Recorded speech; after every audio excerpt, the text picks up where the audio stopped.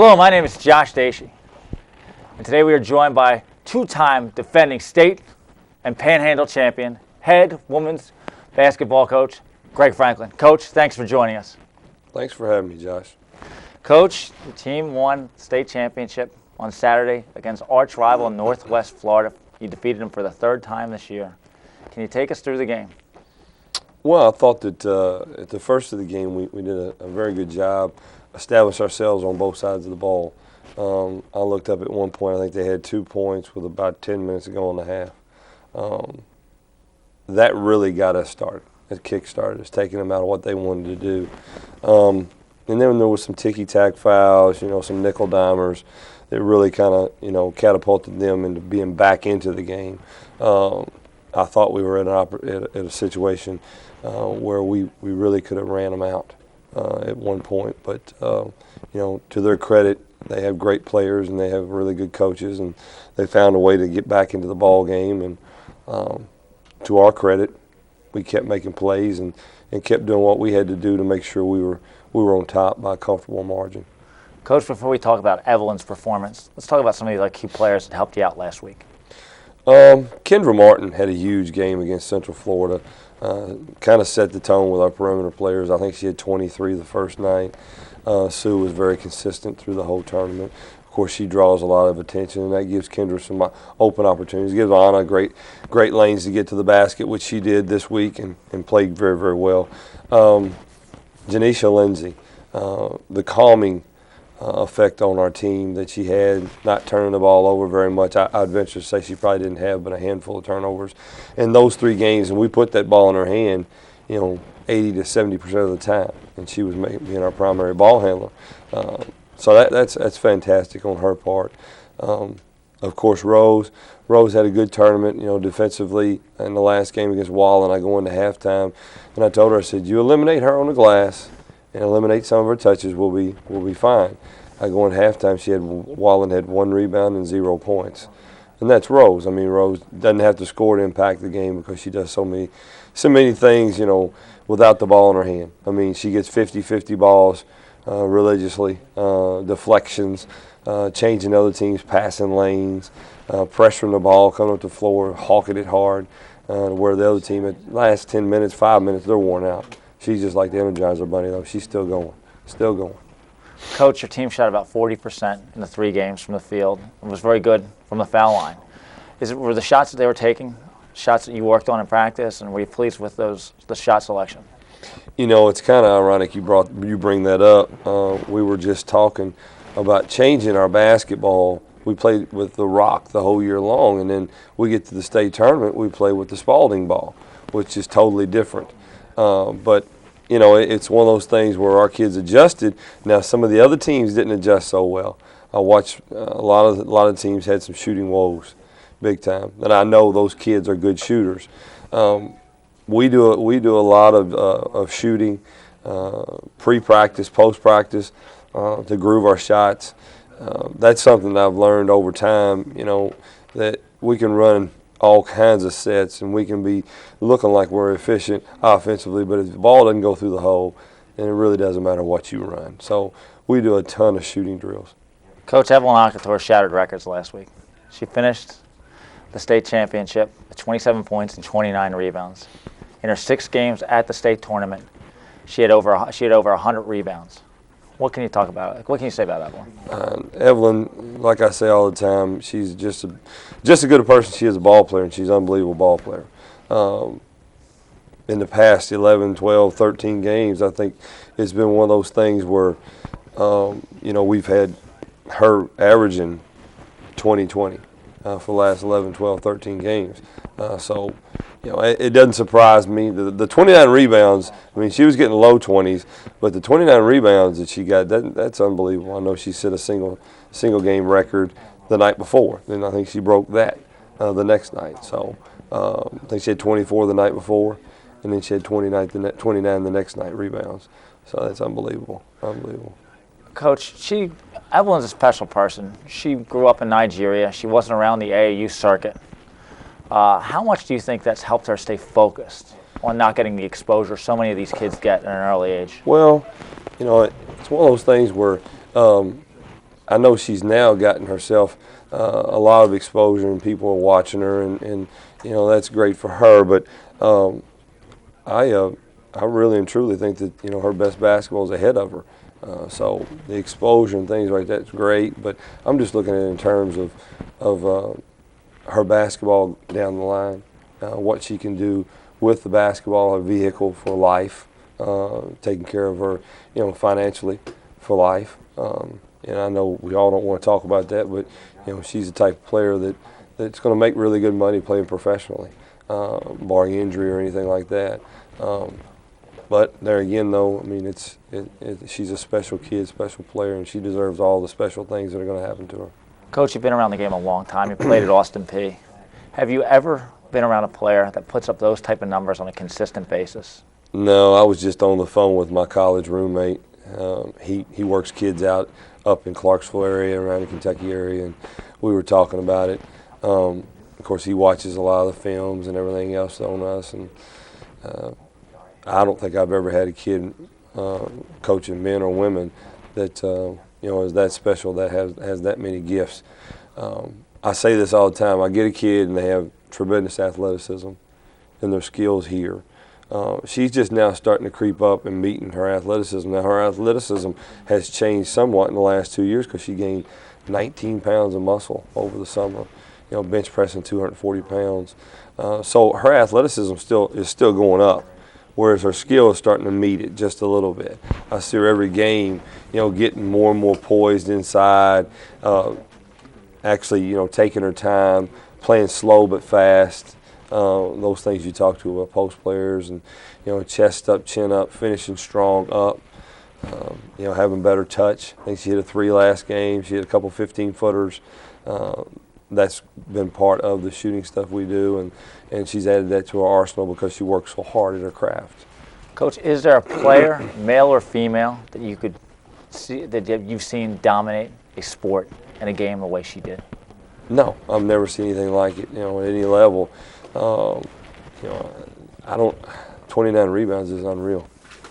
I told somebody after the game, I said, we just don't realize what just happened in front of us. I don't realize what happened. I knew she was getting a lot of rebounds, and I looked at the stat sheet, and she had 18 at halftime.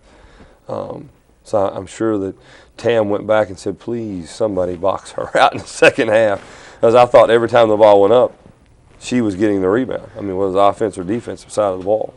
How have the other players fed off her energy, her enthusiasm to go after and get almost every rebound? How have they raised their level because of Evelyn? Sometimes I watch our kids, and I think it's kind of like Jordan. Okay. When players used to just sit back and watch Jordan and let him go monopolize the game. And when you need somebody to step up, they're kind of just in that mesmerized state watching. Sometimes I see our kids sitting and watching the game when the ball's bouncing around them on an offensive or defensive glass. So sometimes it's good, sometimes it's bad. I just don't want our kids to be mesmerized and thinking she's getting ready to throw her cape back on, she's going to go get another 15 rebounds in a row. No, everybody has to hit the glass. Earlier this year, you talked about Evelyn trying to get her to be more vocal. Over the last month and a half, some of us have seen it. How has she expressed herself and gotten her teammates more involved? Wow, she's been tremendous, you know, in terms of a leader in practice, a leader off the court, you know, getting our kids, making sure they're where they need to be mentally, physically, emotionally, preparing for the game. You know, I don't have to say a whole lot in practice right now other than just tweaking a few things because they're pretty much policing each other. And I think we talked about this in previous shows. I think the old cliche, if they say, you know, coach can make you good, but you know, your team, the players make the team great, and that's something our rallying cry. You guys can make yourself great, and it is a very, very true thing. Coach, your team's headed to Salina, Kansas for the national tournament. For some of these kids, it's the second trip around. How different is this team compared to last year's team on the road to the national tournament? You know, I told my team this the other night. Whether we do or not, I don't know. I mean, because you get that Final Four. I've been there 3 or 4 times now, and it's kick here or ball bounces there or some kid gets hot. I told them the other night after the game, I said, you know, we've completed 2/3 of what we set out to do. I said, now, I've been there. I've been to the national tournament. I guess this will be my 7th time. 7th time in 8 years. This is the team that I think has the best chance to do it. Whether we do it or not, but this team right here has the best chance to win a national championship. And again, it's people getting hot, ball bouncing here or there, who's peaking at the right time, attention to detail. But I think they're focused, and I think they're ready to get it done. I do. Coach, you mentioned all year that your team has been the hunted. Now you guys are 3 games away from going after what your ultimate goal is. What's it like being the hunter this time? We're still the hunted. Don't get it wrong. And we still have a big bullseye on our back. We're number 1 in the Massey ratings. We're number 2 in the NJCAA, and we're flip-flopping with Hutch in that aspect. It is still everybody's Super Bowl, and I love that. It means we've done something. It means we've established ourselves and put ourselves on the map. The one game we did lose, I noticed Northwest. It was a big time jubilation. I mean, they were excited, and I wanted my kids to see that. And I said, you guys need to stop and watch what's going on right now. This is what people want to do. They want to beat Chipola, and you've established that, but you got to protect it. You have to protect it. But there again, though, I would rather be getting hunted because that makes me sharp. It makes my kids sharp, knowing that there's a chance somebody's out there going to try to spear us up.